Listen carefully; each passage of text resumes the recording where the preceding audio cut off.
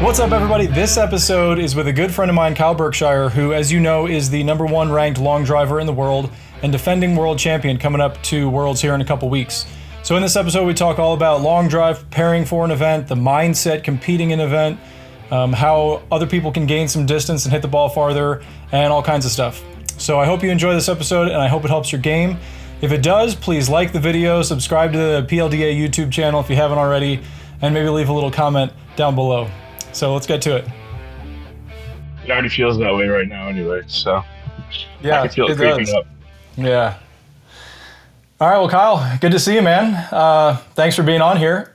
So we're kind of in the time of season where we're leading up to the World Championship. We're in prep mode, a lot of us. So how is that going for you right now? It's going good. Speeds are trending in the right direction. And the biggest thing I'm focusing on for Worlds this year is hitting the center of the club face as much as possible. So that means hitting a good amount of golf balls and just trying to get things locked in with regards to ball flight, shot shaping. I want to try to hit the ball straight as I possibly can with very minimal curve and get the most I can out of the flight of that golf ball. So it's been going pretty good. How does it change throughout the year? Do you try to ramp up? Like I was talking with Jason Zubak a couple months ago, and he would try to peak, he would really ramp up before an event like Worlds, or do you try to maintain the speed throughout the year? How does that go? I would say I definitely try to ramp up going into Worlds because, when you try to push your central nervous system, there's actually a kind of a window you have where you can ramp it up without the body starting to fail on you. And so I have about a 2 to 3 month window typically every year. And then I need at least 2 or 3 months to kind of let my body regenerate where I can, through training, push my speed a little higher than they normally are.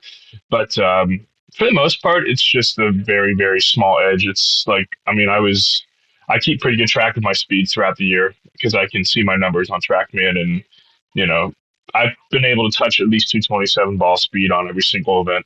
And so it's a very small edge that I can give myself. But the biggest thing I focus on is really just consistency throughout the tournament. And if my speeds creep up a little bit, that's great. But I think there's a good chance I'll be able to sit in the upper 220s, low 230s at Worlds this year, which is nice. But my biggest concern is hitting the ball consistently and with a predictable shot shape, because what kills me are OB sets. That's what causes me to lose tournaments. The one tournament I've lost this year, I lost because I went out of bounds in Colorado. So, that's kind of what causes me to lose. And that's my main focus going into Worlds is just not having OB sets.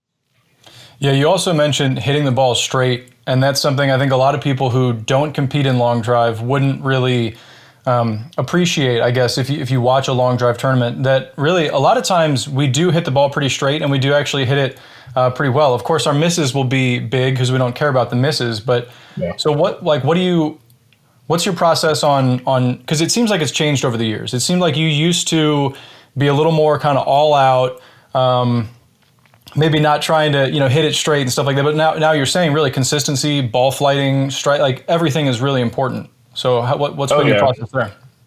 Yeah, when I first met my coach I have now, Bobby Peterson, back in the first time we had any contact beyond just pleasantries was the 2018 Auction Smash in the Sun, where I got beat pretty bad by Paul Howell. Even though I was faster, he was hitting the ball a certain way. I was hitting these big loopy slices that were spinning too much, and he was hitting these flat draws.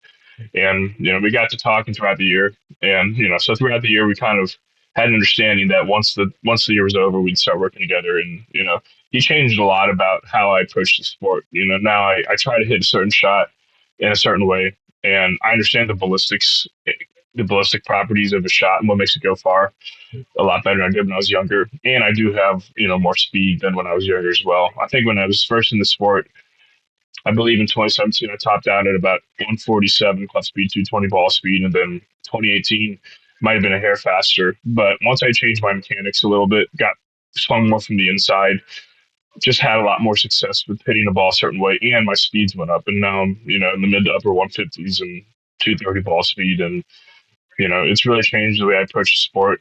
I don't really care too much about setting speed records when I'm in tournaments. I just care a lot more about hitting a certain shot with certain spin parameters, launch parameters, and things like that. And it really allows the ball to stretch out as much as it can.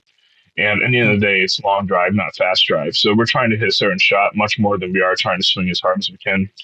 And if you do the sport right and you understand what you're doing, the best hitters are going to be the guys that tend to hit it the straightest. And that's typically where you find the winners is the guys who hit the straightest golf ball. They might not hit as many in the grid, but when they hit it in the grid, the ball doesn't have a lot of movement right to left. Because any movement you have in the air is just basically causing less efficiency in terms of the ball traveling down the grid. So we try to keep my movement under 10 yards in the air, left to right or right to left. That's always what we try to do.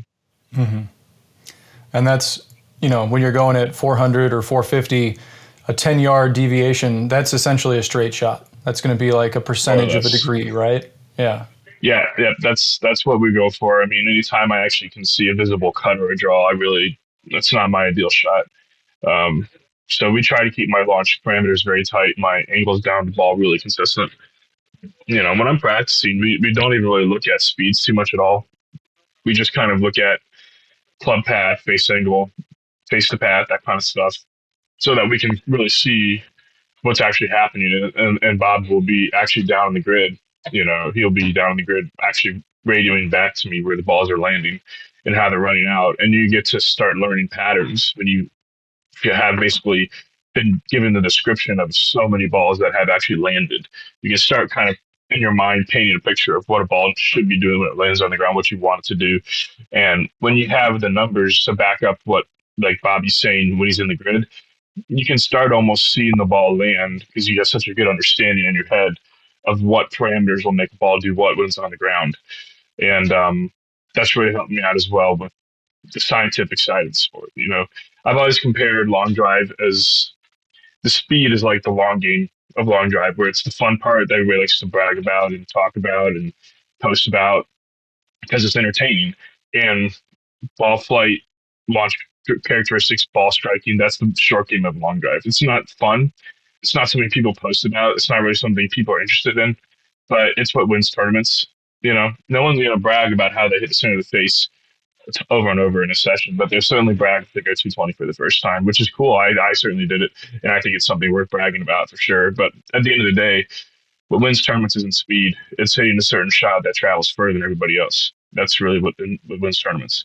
Yeah, it's just like with working out. If you post a video of a really heavy lift, people are going to think that's cool or exciting.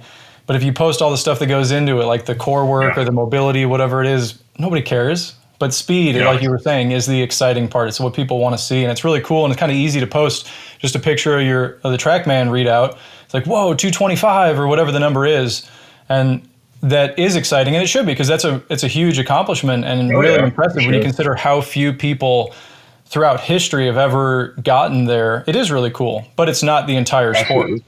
And it is easy for a lot of people. For a lot of people, I think it's really easy to get caught up in chasing those numbers, where you're only looking at the speed and you're not considering all of the other factors that you just mentioned, and that Bobby Peterson really harps on about how important all of those other things are, because you have to hit a good shot. It's the number, I've heard Bobby say this, a lot of other people, it's really the number that gets called back to you that's most important. It's not the ball speed, it's not the swing speed or whatever. Of course, those play a role, but it's that ultimate number that gets called back. You can't call back a shot of a beat. A shot of a beat, no matter how hard you hit it, is a zero. And that's people. People love hitting the ball hard and far, but they don't understand, or I think they do. It's just something that's intuitively hard to have sink in. That it's in the end of the day, you just need to have a ball in the grid longer than everybody else. That's all that matters. And yes, speed is important. Yes, other things that are exciting to train are important. But at the end of the day, speed is like 20% of the equation. It really is. If it was everything, then it would be a speed contest, and we wouldn't have a grid. We would just have a Trackman sit on the tee box, and the fastest swinger would move on to the next round. And that's just not how it works. And you see a lot of guys who are incredibly fast who sometimes have accuracy issues, and that's something I've experienced from time to time too. Because when you get to a certain speed, the angles get tougher and tougher, and you have to be more and more precise. But that's just something that's it's tough to do, because it's not a fun feeling being in a set with a bunch of people that are faster than you. It's hard to really be comfortable. I've experienced that myself early on in my career, where like early on in 2017, I knew Justin James was faster than me. I knew Mitch Grassley was faster than me. So like when I was competing against those guys, it was hard to feel comfortable in my own game because I knew if they hit a perfect ball, I couldn't beat them. But if you look at the guys that are super fast, the amount of times they hit a perfect ball is probably it's probably once a tournament. So if you play the odds and you just hit quality golf balls, it's amazing. You'd be amazed at how many times that ball will beat someone who's faster than you if you're slower. And it's if you think about psychologically, if someone who's faster than you can't beat you, it plays a big role psychologically in that person self-destructing ultimately if they have issues beating someone who's slower than them because they lose all confidence. So it can be a very big psychological advantage actually to be slower than someone beat them because then it starts getting in their head that I can't even beat a guy that's slower than me. What if someone who comes up as fast as me? What am I going to do? So there's a lot of psychological stuff that goes on as well. But at the end of the day, as we've already said several times in this podcast, speed's a very small piece of the equation. It's kind of an art form, hitting a ball a certain way that creates max distance at enough speed to make that, something that wins sets. Well, I think you and I have a good background to appreciate that and to execute it because we come from tournament golf. And there's just kind of that feeling, even if you're not monitoring the ball speed, if you're not measuring it, if you hit a good shot and you're out there on the course or whatever it is, it's good. And sometimes there's like that intangible element of like what separates that shot versus a shot that doesn't go quite as far. And I think having that feel and talking with someone like David Mobley, who's a very accomplished long driver and tournament golfer, he knows that feeling as well. But you obviously use your Trackman a lot and you track all the numbers and data. So then if you're in that moment, if you're in competition and let's say you're going against somebody who's slower, what are you looking at there? I would say, what kind of numbers in your set? So for me, I like to look at something I've always got to look at is launch direction because I have a tendency to really start pushing the ball out to the right more than I should. So if I see my launch direction getting too far positive, I start realizing that okay, I'm starting to really get lazy with the club, and I'm letting the club swing out too much, and I'm starting to hit a looping draw. I get in trouble sometimes at night. So when my launch direction is too far to the right, that's something I'm always looking at. My club path, if typically that will also swing out to the right more too much if I get into trouble. So those are two of the primary parameters: is launch direction and club path. I want those really close to zero. Just a hair positive would be ideal. Maybe nothing more than a 1 or a 2 degrees on both of those. I'm looking at spin rates. So if it's a tailwind, I'm going to want my spin rates in the upper 2000s. If it's downwind, if it's into a headwind, I want them around 1500 to 1700. I want it just high enough for the ball to not fall out of the air. If it's normal conditions, 2000 to 2400 is where I want to be. I've actually noticed as I've gotten faster, I've had more success with higher spin rates in the upper 2000s, even with normal conditions. So, excuse me for a second. I want to tell you real quick about my favorite training aid and a sponsor of the podcast, the Lag Shot. It's designed with what they call lag flex technology that'll help you to create and maintain more lag in your swing, which will give you better consistency and more speed, which we all want, right? But my favorite part is that you can go out and actually hit balls with it. It's a real club. They make a driver, a 7-iron, and a wedge. So you can incorporate it into your practice sessions to ingrain the better technique that it's teaching you. Once you try it, you'll see why I love it. Go to lagshotgolf.com/crush or click the link in the description below to get 15% off. lagshotgolf.com/crush. Another thing I look at is attack angle. I like being between 6 and 8 up. If I get too high in my attack angle, I'll start spinning it. I won't spin it enough. So I have to always watch that.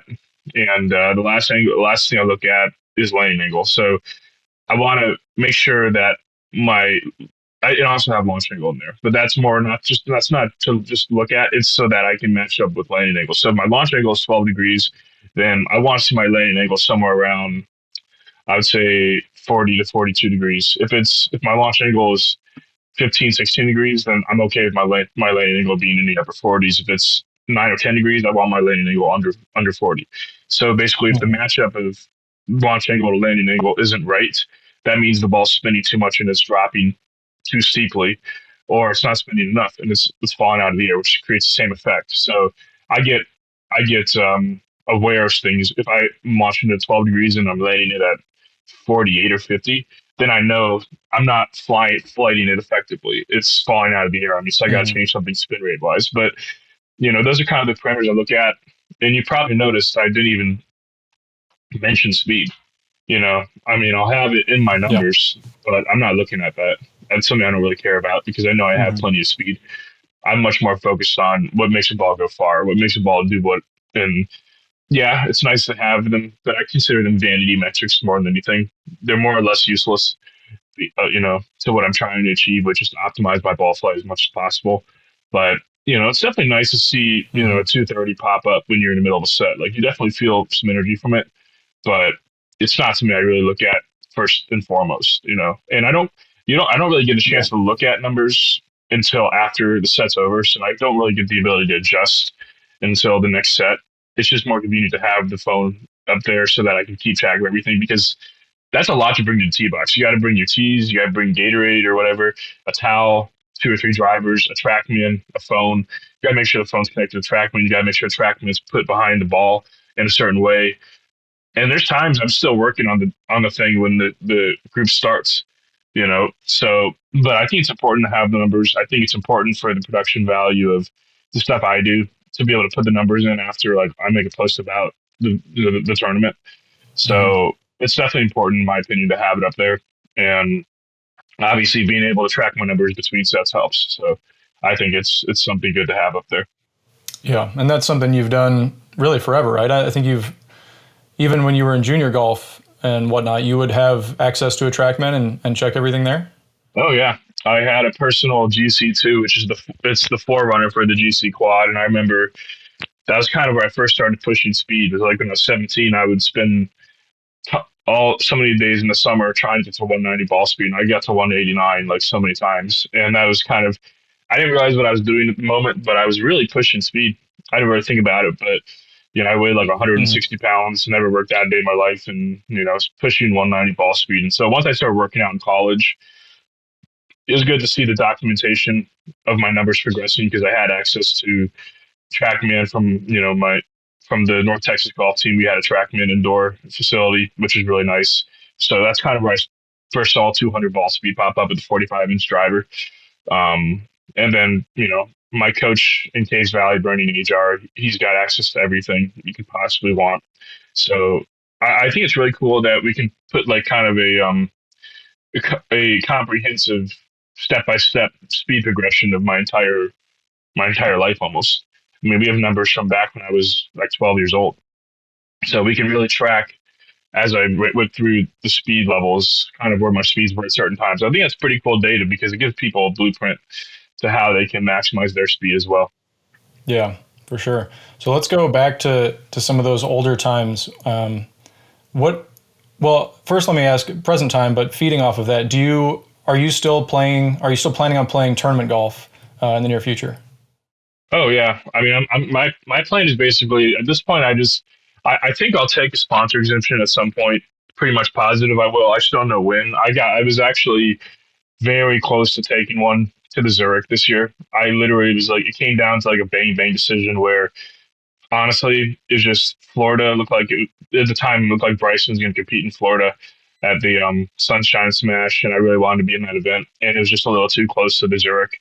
That's literally what it came down to because I was playing pretty well, and I actually just got back from filming at Purcell Farms and played with Micah Morris and George Bryan, and they're unbelievable golfers, and I felt like I hung in there pretty good. So I can definitely do it. It's just I don't really have an interest in doing it like full time, but I definitely want to compete here and there once in a while. I have no interest in ever leaving long drive. I think it's important for me to stay in the sport so I can keep growing the sport. I think the sport has had a history of people, and again, I don't blame them for this. It's everybody's choice personally. I think the sport's had a history of people becoming doing very well and then leaving the sport for whatever reason. And I don't want to do that. I want to stay in the sport and continue to grow it, continue to promote it. That's kind of my main goal in life at this point. But I definitely plan on doing some events and I actually did some last winter, minor league tour stuff, and I'll probably do some more this winter as well. But it's a fun thing for me at this point, where that arguably has some potential.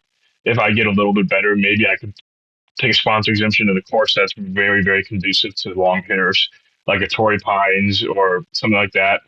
And maybe that could happen where I have a good week and do something cool there. But I definitely have plans on it. It just depends Mhm. on when. And I learned a lot about myself when I competed last winter. I learned that I love the sport of long drive a lot more than I love golf. I still enjoy competing, but I I just enjoy and love the sport a lot more than anything else that I do. So I think that's why I've been able to get pretty good at it, is because it comes so easy to me to train, to learn more about it. It's just something I naturally enjoy, and I just don't feel the same way about golf. But I still like the game. I just the week to week grind. I think you just have to have a certain love for the sport and have natural talent. That is very rare, and that's a combination and that you need. And but I could definitely see myself playing a week or two here and there on a course that fits my game, and I think I could do pretty decent. It is a very different mindset to both play well in tournament golf, but then also to be well suited to that lifestyle of every week you go and you're playing, kind of the same kind of thing. You just want to hit fairways, hit greens, make some putts. Yep. It's a very different approach than what you would do in long drive, where it really is more of a sport. You get adrenaline going, you get some aggression out. It's a lot of fun to do long drive. So whoever's listening, if you've never done it, you should come out. You should try a qualifier. You should do whatever you can do to get involved, because more often than not, when people try it, and I'm sure you can attest to this, they're like, oh, wow, I love that. I'm definitely going to keep going. I know I can get better at it, and it's just so much fun. Yeah, absolutely. I agree. And, I honestly, the funny thing was, it took a lot of convincing for me to try a long drive. It was one of those things where, it, to be honest, I was probably the last one who got involved in it. And, you know, I was at the University of North Texas. I had a lot of my teammates who were consistently saying, "You should do this, dude. You should do this." And it took me like 6 months of convincing before I decided to try it. And I flew across country to do a qualifier, and it worked out pretty well, where I ended up winning and qualifying for Worlds. And at that point, I was already qualified for Worlds, so I was like, well, I might as well do it for a year. And it just kind of went from there.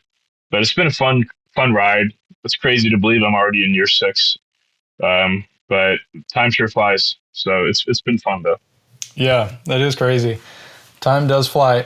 You brought up an interesting point about different courses and stuff like that for tournament golf. So when you're choosing a course, I've played on so many events. I remember there was one year, I think it was for the U.S. Open or maybe the U.S. Amateur.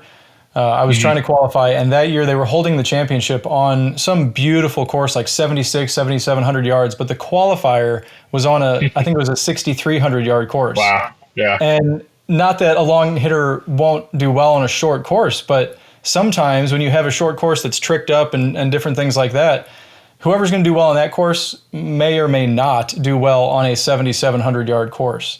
And it's just weird that there's so much inconsistency in golf like that. But in long drive, again, I love golf. I love long drive. It's nice that we still get different venues. We still get different wind conditions and turf conditions and everything like that. But it's usually a little more consistent than the difference between a 63 or a 7,700 yard course. Yeah. It's definitely a little unusual. That's why, I'm going to pick and choose courses. If I decide to do an event somewhere, it's got to fit my game. The tough part about mini tours in Florida is they don't fit my game. They're like 6,500 yard courses, and it's really windy. I like the challenge, but if I want to really try and see what I can shoot, I'm going to make sure I can pick the courses I decide to compete at, so that it's conducive to my game. Just because I'm not willing to retool my game to play a certain course, just because it would take too much time and effort. But yeah, I think with long drive, there's a lot more conformity. But there can be differences in grids. I know Canada's grid is like 37 yards wide, and then we have grids that are 60 yards wide. So there's a lot of variation in long drive as well. And it's kind of cool to see how people do. And one of the things I'm most proud of is over the last 3 years, I've made, I believe it's like 27 straight final eights now in all kinds of different conditions.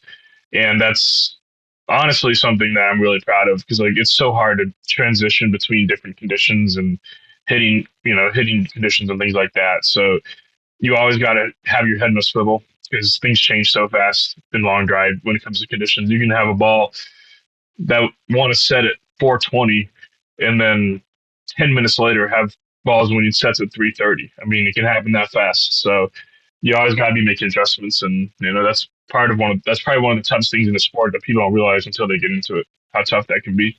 Mm-hmm. Let's use that as a kind of a segue into equipment. So you and I have both played Crank and Callaway. Now you're with Cobra, and I know they're putting out a lot of cool stuff like the 1-iron and then certainly the drivers. So what's been your process with them as far as testing and development, and where are you guys now? Oh, it's been extensive. I mean, they start testing, I would say, in January every year, um, and it definitely involves a lot of flying back and forth, a lot of communication, a lot of balls being hit, a lot of data being kind of captured. And the 1-iron took about 3 or 4 months to develop.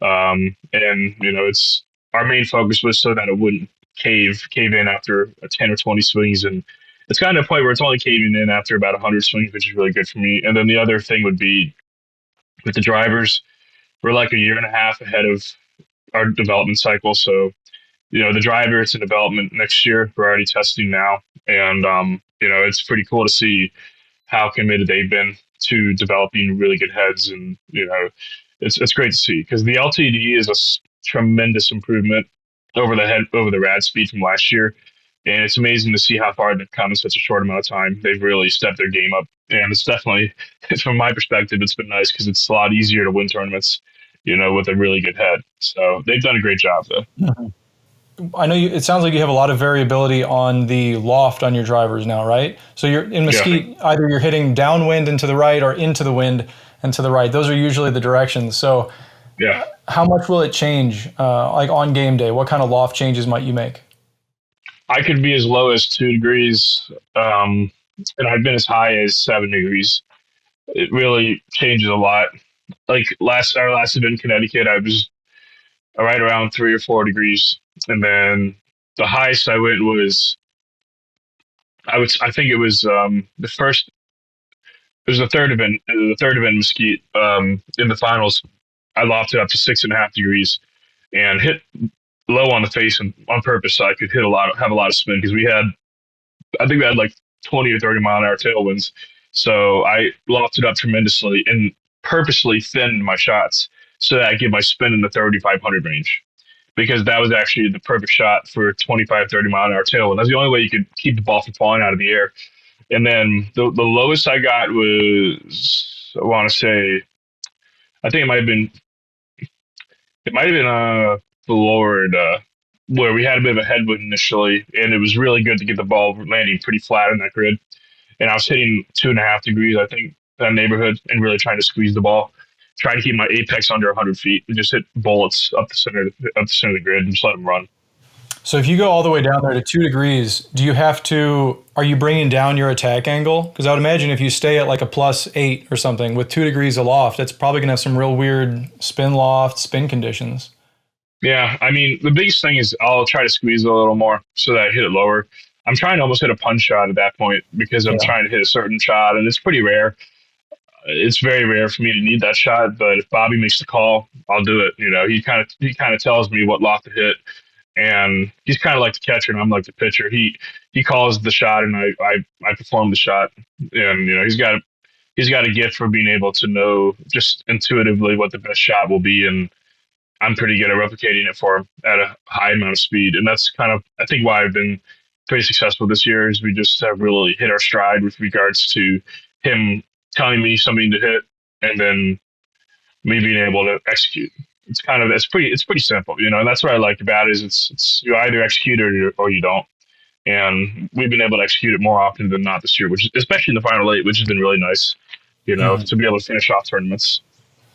Yeah, I was talking with Sandra a little bit ago, and we were kind of laughing about it as to how many drives Bobby Peterson has seen in his life. It's Yeah. got to be just crazy. Oh, Everybody who comes yeah. down, they're hitting thousands of drives. He's hit thousands, well, more than that by himself. It's unbelievable. Well, he's gotten a lot of knowledge, and I would say just on my drives alone, he's seen approaching 50 to 100,000. Like in 2019, when I was first developing myself into the hitter I am today, like man, he probably watched me hit 50,000 balls that year alone. Hmm. I mean, we had many days where I would hit 400 to 500 balls in one day at least. Hmm. So, and it's a little less now because my goal is to be a top guy in the sport at the age of 40, 45. So, I'm planning my hit count out accordingly. I've dropped my hit count a little bit, but I still, when I'm with him, we'll hit between 100 to 150 balls a day. And so that number's still getting up there pretty good. Hmm. So how do you decide what's right? Because I know when we were down there in 2020 together at Bobby's for a while, I think stuff was changing in part because of COVID and whatever. But you were, I think, still at a higher volume then. How do you kind of Yeah. fluctuate that for what you need? Well, we just kind of, as I hit more and more, I get more and more muscle memory. So it takes less and less to retain it. And eventually you get to a point where you have diminishing returns on improvement versus the wear and tear in your body from hitting so much. So there's kind of an inflection point, and we've definitely hit that inflection point where it's almost pointless to hit 400 or 500 balls a day like we did in 2019 to get a little bit better, because what's going to happen is it's going to wear my body down. And as I said, we have a long term plan. You know, I I think for the next 3 to 5 years, I'll be able to really continue to build speed. And then throughout my 30s, I'll be able to maintain it pretty well. And then we also have a plan once I turn 40 or my late 30s to adjust again and transition into a plan that retains as much speed as possible as I age and focuses on ball striking, mechanics, things like that, so that as I age, I continue to be at the top of the sport. So, and the plan's working great. He wanted to front load it so that I could quickly accelerate my improvement while I was really young, and didn't have to worry about injuries. And now that we've done that, we've shifted into, we're still trying to build speed, but we do it in a very deliberate way with a deliberate hit count every time. And it's worked really good, and I have every intention of having, 25, 30 year career in this sport at the highest level. So, it's been cool to see the plan working as well as it has. Yeah, for sure. What kind of workouts are you throwing in now? I know. So again, for people who don't know, you and I spent, I don't know, a month or so together down at Bobby's in 2020. Mm-hmm. And we got to do a bunch of stuff. We played a lot of golf. We made one of your earlier YouTube videos was Yeah. our match. Got almost 700,000 views now, I think. It's done pretty Nice. well. We had some good workouts together, a lot of good training sessions, hitting and stuff like that. So what kind of workouts are you throwing in now to balance everything out?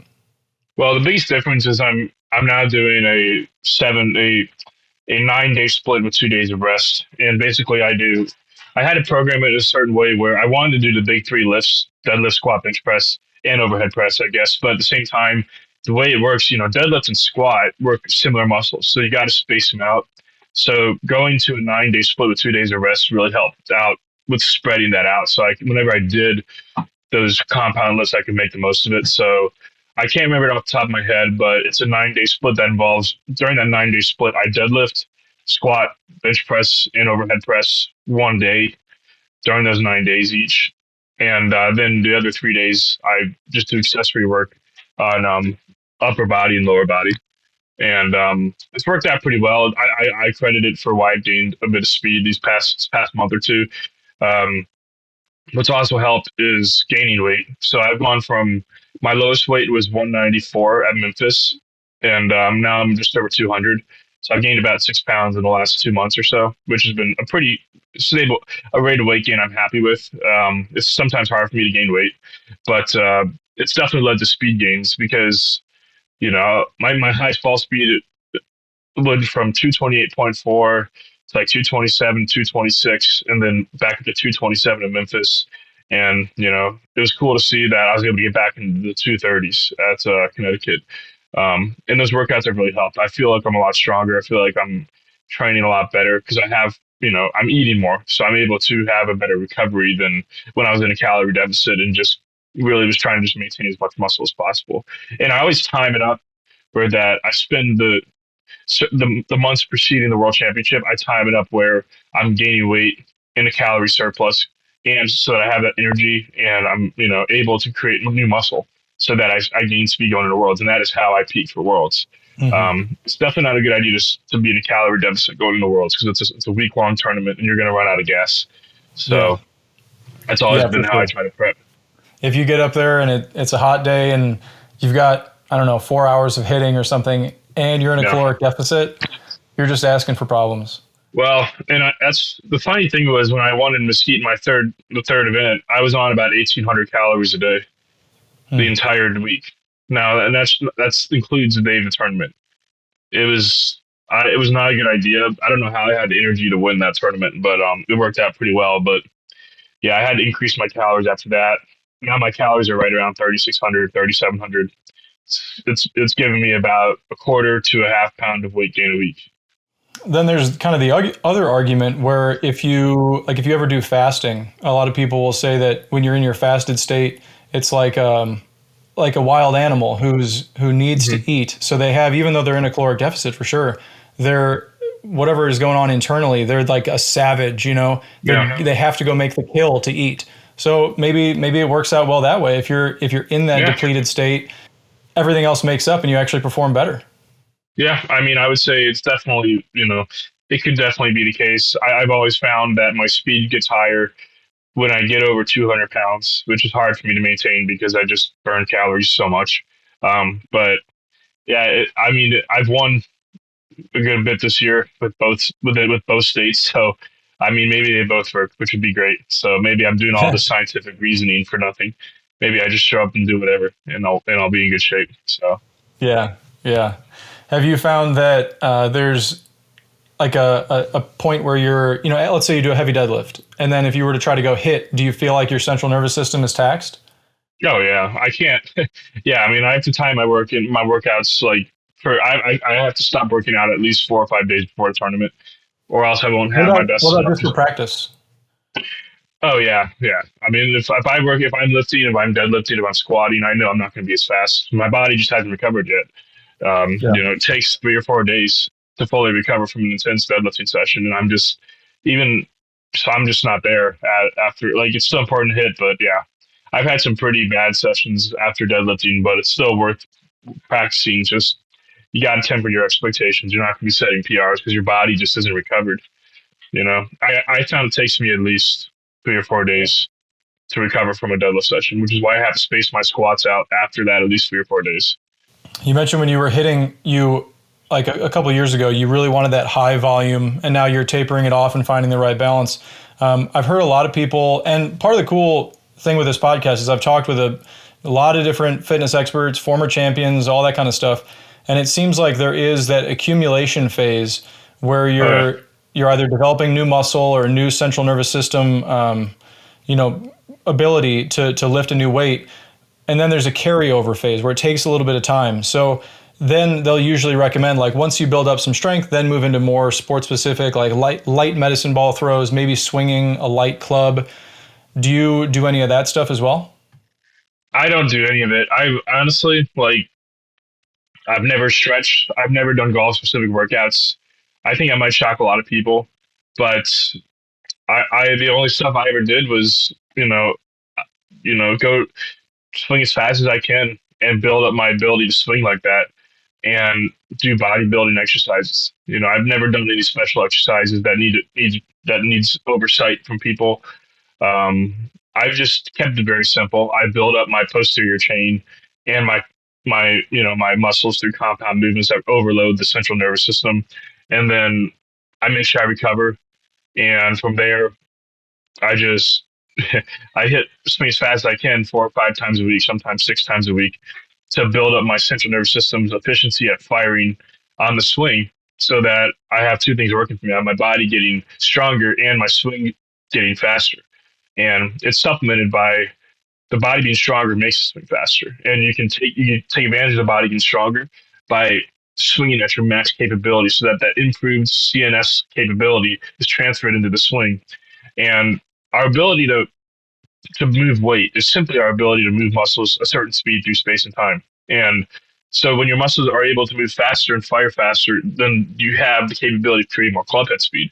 To realize that increased club head speed, you then need to overspeed train, which in my mind is just training within regular golf club, hitting regular golf balls, but training with that stronger nervous system so that you swing faster than you ever have. And we just repeated that over and over and over. And it's given me pretty consistent speed gains. That's another thing I'm really proud of is it's been 6 years and I've gained speed pretty much throughout my entire career, and I think I'm gonna gain speed for at least another 4 or 5 years, and we're just continuing to repeat that tried and true method. I think that's something that is really cool, but most people should not try that. I think your version is that you've had so much hitting and so much swinging Yeah, at a max velocity that is your workout, right? But if a lot of people who are not conditioned for it, let's say they work a desk job or whatever, and and then they come out and they just try to hit 400 balls at max speed, yeah. they're going to have a problem. They need to Well, I start off always with tell some of the people, more yeah, fundamentals to make it safe and effective for them yeah. to do it that way, right? Well, I always tell people if you want to start it, do 50 balls a session 3 times a week and do basic compound movements. That'll really build you up. And as you get better with it, as you get more experience, what's going to happen is that you basically you'll be able to handle an increased workload. You'll be able to handle, increased weights in the compound movements, and you'll progress from there. It's what's made me as fast as I am, just repeating that process over and over. The first time I went to Bobby's, I couldn't hit more than 100 balls without my back killing me. The difference was he made me hit through that, and he said, "Don't worry, it's part of the process." So I trusted him, and it worked out tremendously. Like now, I can hit as much as I want and really not have issues. So the conditioning is the biggest thing, and a lot of things that we model it off of is like Nolan Ryan. Because Nolan Ryan, and I'm shocked more people don't study this guy. He had a 27-year career in Major League Baseball ranks, throwing 95 plus miles an hour. I feel like a lot of people, when they're looking for longevity, would do really well to study what he did. One of the biggest things he talks about was big compound lifts in the gym helped him maintain strength and ability to throw fast. When his arm gave out on him when he was 46 years old in 1993, the last fastball he threw was 96 miles an hour. And I just try to do a lot of what he does. I conditioned myself so I throw a lot. Well, not throw a lot, but I hit a lot. And I spend a lot of time in the gym. I do those things, and I have a longevity mindset attached to it, meaning that I want to, as I said, I want to be doing this well in my 40s, even my 50s.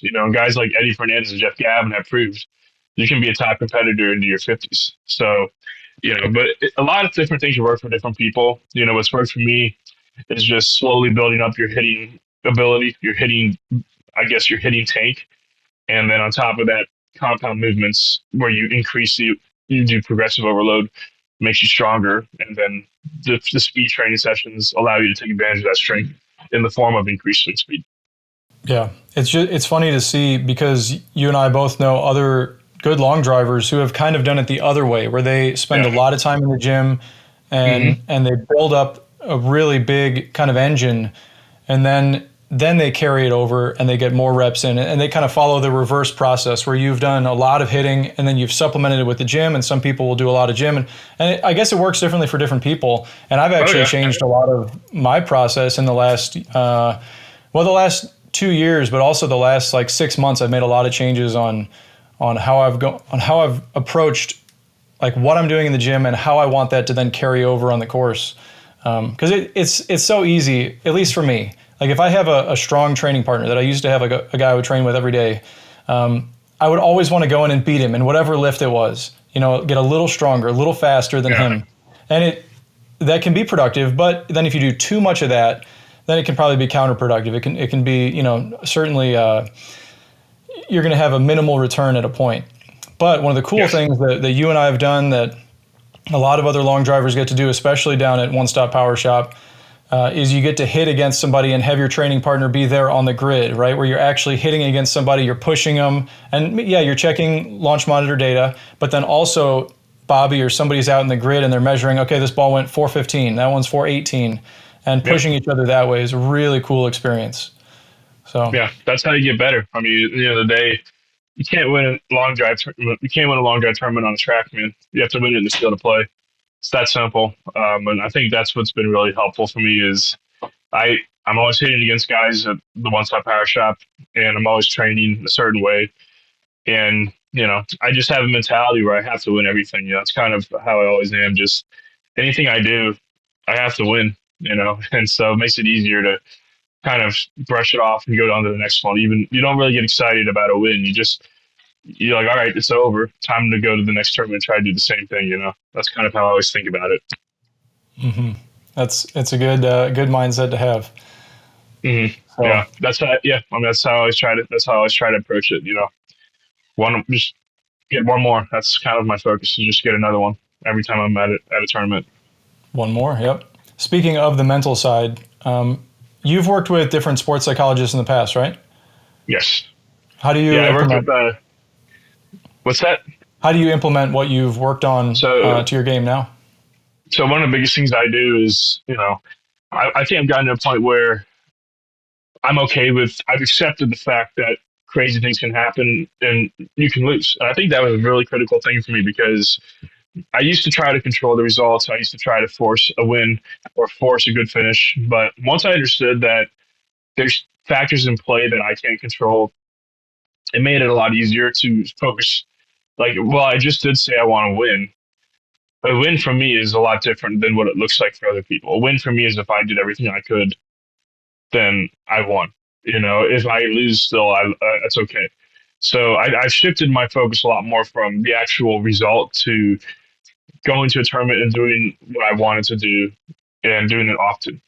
And if I do that, I'm happy. And I think that's how you have to approach it, or else you're not going to be able to sleep at night because you're going to be so obsessed with the result. And winning is so hard in the sport that you have to look at it from a different angle where you're just trying to hit good shots. And if you do that, you've won. And sometimes it'll be reflected in the result, sometimes it won't. And that's the way I always try to approach it. Mm-hmm. What's your actual thought process? Do you have a routine you follow for when you're in a set? Kind of. I mean, I especially early on, I will try to be a little more deliberate with my alignment. But I've actually found when I just walk up and hit it, I hit it a bit straighter because I'm being a little more athletic. So early on, when I just want to get into a rhythm, I'll be a little more methodical with my setup. But when I'm really towards the later rounds and I'm really going and swinging full bore, I will go right up to it and just set up and hit. And I always try to visualize my shot. I try to visualize the ball landing the grid a certain way. And other than that, though, I just kind of just let my body fire. I trained it and I just kind of let it go.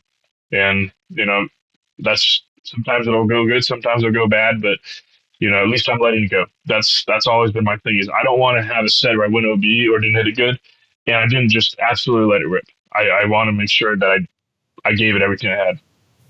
So on those shots where you're just setting up and letting it go, are you thinking anything consciously or is it just firing? No. Are you visualizing the shot still or no? No, I mean, I'll visualize behind the ball, but like as far as go setting up to it, the crazy thing is I won't even look at my target when I set up. I go up right up to the ball and then swing and just hit it into an expanse. And, it always seems to go pretty straight, which is crazy, but it's just our bodies have this amazing ability to react to a target. And I always try to put myself in that mindset when I'm competing. Mm-hmm. That's cool. I've tried a lot of different stuff and, with mixed results. Like I've had some days where I'm thinking about just the target. Like if I was playing catch with the target, I'm just throwing it there or hitting it there. I've had times where I'm thinking about impact a lot. I've had times where the setup is the focus, and now I have a routine I follow, and it's working great for me. But it's interesting to always hear how different people approach it. And I like your idea. And I think in long drive, it works. That's a really good approach. Like allow your body to have that instinctual setup and reaction. Because first of all, you're going to be much more athletic that way. And in golf, you and I have seen so many people that take the athleticism out of their swing for a variety of reasons. But that's one of the cool parts about long drive is because you do have some, essentially mulligans, you can be that athlete. You can let your aggression out. You can and just react and have some fun with it. Absolutely. I think that's what makes the sport so appealing is that you can do that. And it's actually very conducive to success. So like you said, it tends to go straight that way as well, which is crazy because a lot of times people would set up or would think that if they just set up and fire, it's going to be even, more crooked than usual. But if Yeah. you're just allowing yourself to work subconsciously and your body works at I think it was Ben Hogan, I think I said this before, that Ben Hogan advocated sort of a max swing, because then your muscles are contracting the same every time. But if you're trying to take off some or add some or rotate here or there, then you get some wild variation. Oh yeah, absolutely. That's right on. I mean, that's why I always try to swing with a certain effort level so I can hit straight, and it's worked out pretty good. Yeah, so I'll definitely be continuing to do it, and I think it'll be interesting to see where numbers are later this year, but things are tracking well, and I'm pretty excited for Worlds. Let me ask a little bit more on the mental side. So, as far as strategy in a set, how much do you change it if you're in, the very first round? So let's say we're in the 16-man round robin and you're just getting started. It's your first of 5. How does that change versus like a head-to-head if you're in the final 4 or final 2? With regards to like I'm in the first set every time because I'm the number one seed, so I have a pretty good plan going into the tournaments. For me, it's really the same all the time. I mean, I just kind of go with you know, just keep hitting good shots. I don't really worry too much about who I'm facing. I just kind of try to hit quality shots and just see what happens. It's really simple. I think a lot of people sometimes think I have some special proprietary mental approach to the sport, but I really don't. I just kind of show up and, hit shots a certain way, do my best to do that over and over. And hopefully at the end of the day, it's enough to win. And if not, we move on to the next one. That's always been my mentality.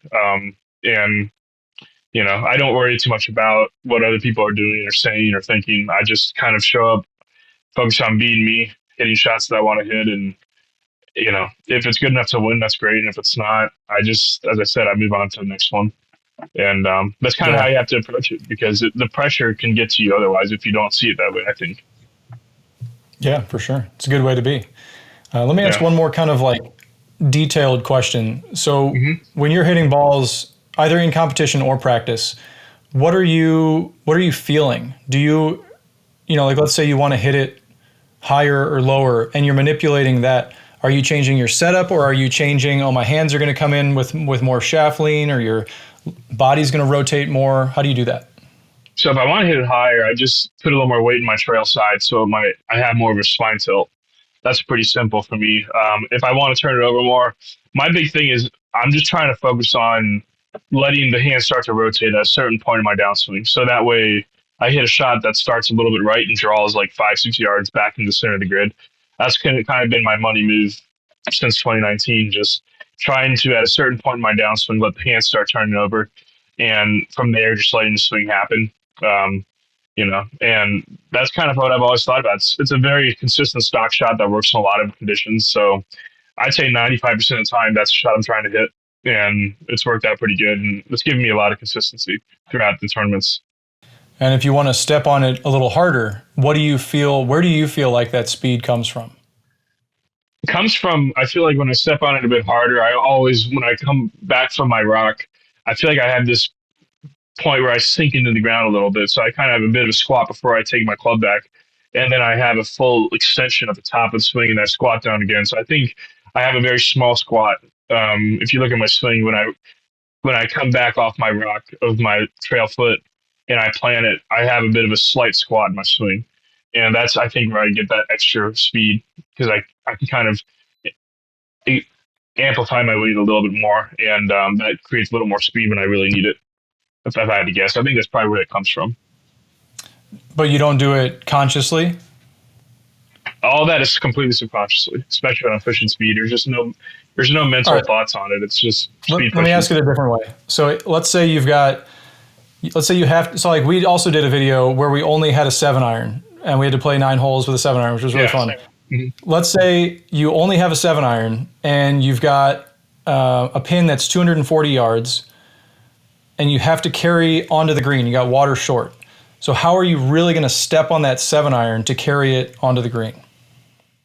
I would say the first thing I would do is I would probably have a bit of a forward press to try to deep off the club as I swing, which creates less loft and so it'll go further. The short answer is I would get more club, but if I need to hit a 7-iron, I would say the biggest thing is I would shut the face a little bit too to create a little more ball speed, so that it works a little more right to left. And I would really just do a lot of weight shifting. Just I would start shifting my weight back and forth like this before I take the club back, and just do everything I can to get more weight on my trail side, and then just explode up as hard as I can and post up on my lead leg and turn the hands over as hard as possible to create a little bit of right to left draw, and then just pray I hit it solid. Honestly, that's kind of how I would go about it. But in reality, I would probably take a 6 iron. But if I had to hit a 7 iron, that's kind of what I would try to do. Okay, that's a good answer. So let me ask a few kind of quick questions, just like rapid fire. Although you can answer, I guess, as long as you want, but they're going to be kind of disjointed questions. So we talked about it a little bit, but for people who maybe don't know or won't hear that part, what is your favorite exercise for a long drive?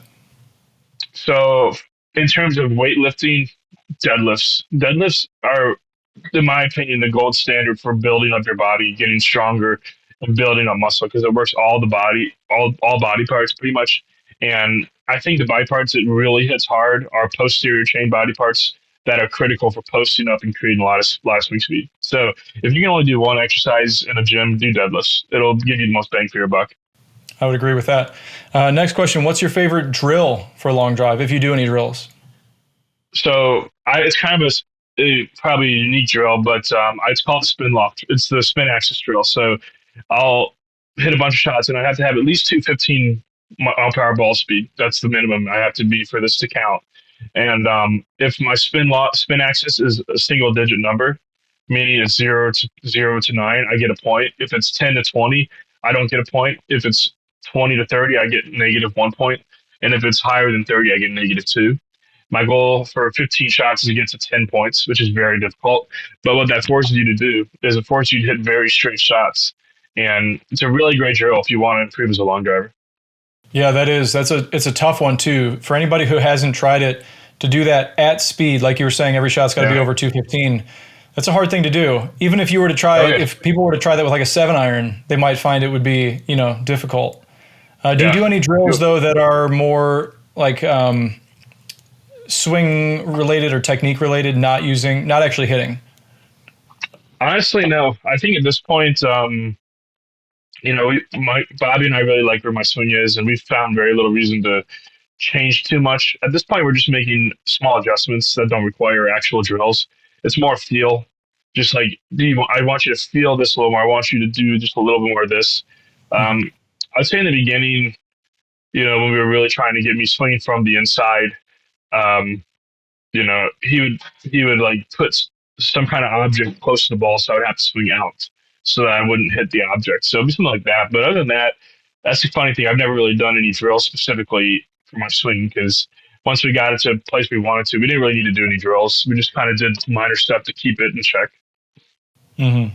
Yeah, I know this is a bit of a tangent for me doing the rapid fire questions, but it seems like, I think it was even back in 2020 when we would hit a lot and you were going to go hard at a long drive, your feet would be close to your target and it would kind of look like you're hitting a pull. And now you set up where it looks like, if anything, your feet are a little open to your target and you're hitting like a push. So why did you change that? I would say the biggest reason that changed was more so, honestly, subconscious. Like I feel like it was more subconscious than anything. I actually didn't even realize that until you brought it up. I think a lot of it just has to do with maybe as I've hit more balls into a grid, I've gotten better at lining my feet up a bit more, and it's subconscious. Honestly, I think I never really thought about it until then, but I guess you are right. I do line up a little more open than I used to, which is nice. I think that's definitely helped me out a lot. Okay. Well, don't let me, have you think about anything you don't normally do. I'm just curious because when I see people, oh, no, you're right. I definitely do that for sure. So some people are very, very measured in everything they do, and then some people take maybe more of of an instinctual, laid back approach, and I see value in both. So it's cool to learn. Yeah. All right, next question. What's your go-to shot? And I know, based on our conversation here and how I know you, it varies, right? But like, let's just say you have one ball left and you have to hit the grid under, like, let's just say neutral conditions. What's your go-to shot?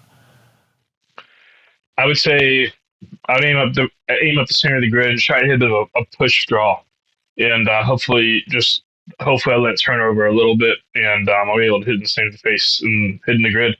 That's kind of what my go-to shot's always been. Mhm. I can pull it off pretty consistently, and that's what I would go with if I had one ball left to try to put a ball in play.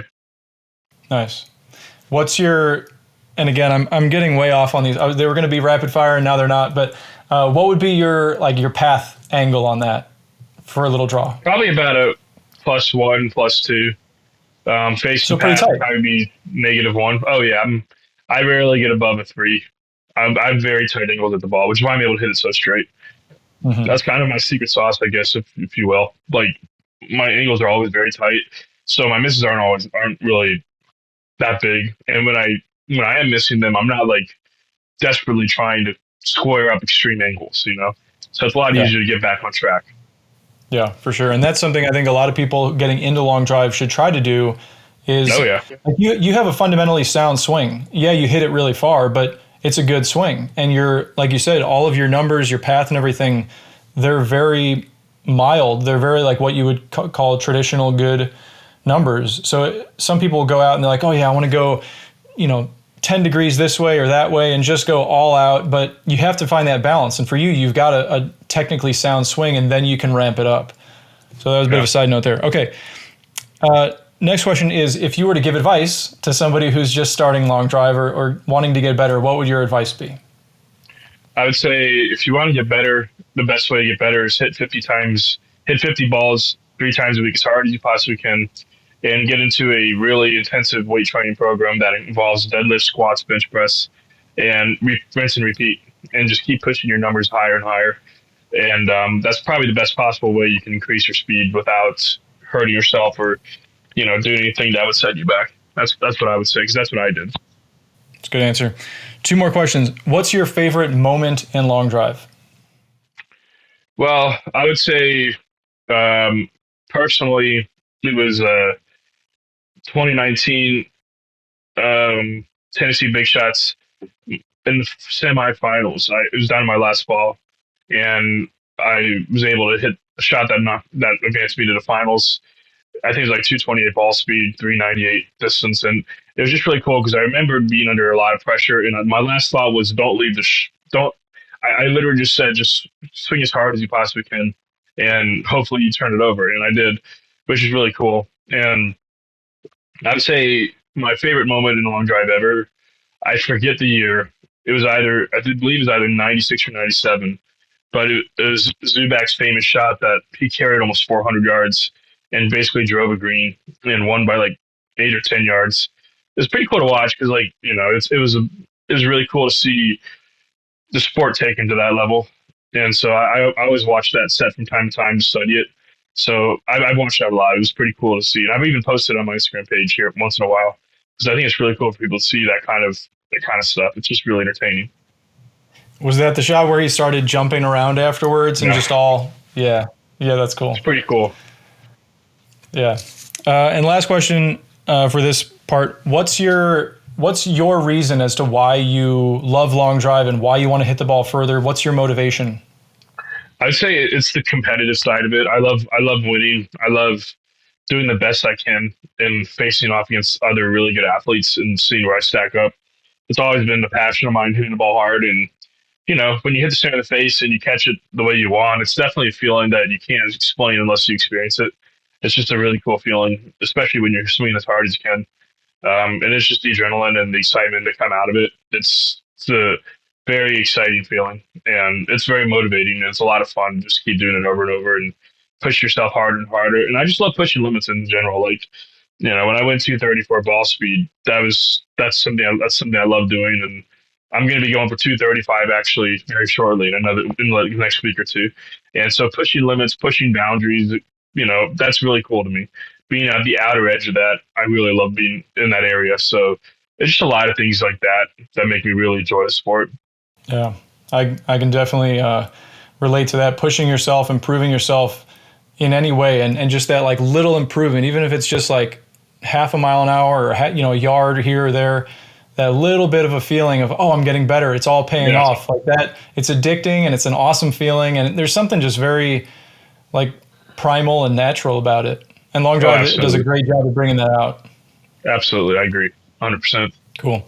And then let me just kind of ask you, like, what else is going on with you? I know you just started some new YouTube stuff. What else? What else you got going on? Yeah, I started this YouTube channel called Bombers and Bombshells. That's been a lot of fun. Just kind of really couple group of really cool people that we just got together, started filming. I really like it. It's a lot of fun. Um, and with my own personal YouTube channel, I'm just trying to keep putting out good content on that. And then just as I said, I'll probably do a little more professional golf this winter, see how things go. And honestly, what's on the agenda right now is my title defense. That's really all I'm thinking about at the moment, in terms of really focusing. So I'm excited, and that's really what I have coming up. And I know you have it coming up too, and it's going to be a lot of fun. It's going to be a ton of fun. I'm looking forward to I've been looking forward to it all year. Yeah, one thing that I think you do really well, from spending a good amount of time with you, is that you are very focused on long drive or golf, and it does take up a lot of your waking thoughts, right? Like, it's something that you live and you love. Oh yeah. And you also handle yourself like a professional, which is great. It's always nice to see, like Jason Zubak has always talked about the same way, that he handled himself like a professional in the sport. So it's really great to see that. Yeah, I think it's important when people look at me, they see a professional, not like someone who's doing it as a hobby. Because I think if you set that precedent, you set the fertile conditions for the sport to grow into a more respected discipline, and that's what I'm all about, is trying to cultivate respect in the sport. And it's been cool to see it's worked a little bit. You see people referring to things in the sport from a fan's perspective, where they're actually respecting it, versus from a sideshow perspective where they're making fun of it. So you can start to see that happen, which is really cool. So it's nice to see some of that paying off for the sport. Yeah, I think the people who would make fun of it maybe don't quite appreciate what actually is going on in long drive. And when you figure, like, if for a ball to go 450 yards, if you were to miss by a degree or a third of an inch on the face or whatever it is, it's a wild shot, especially with how low the loft is and low spin and everything like that. Yeah, it's going to look like a bad shot, but it's like this close to a really good shot. And if you were swinging 120 or 125 miles an hour with a normal driver, 8-9 degrees, it'd probably be in the fairway. But Absolutely. With everything else going on, it's not going to be. Yeah, I agree. 100% correct. Well, I appreciate your time here. I'm looking forward to seeing you again out on the grid, and we'll see what the end of the season has in store for us. Yeah, I'm looking forward to it too. Good. Thanks for having me on. And it's going to be a really fun finish to the year. I'm excited as well. Yeah, cool. Well, thanks, man. All the best. See you soon. All right, you too. Take care, man.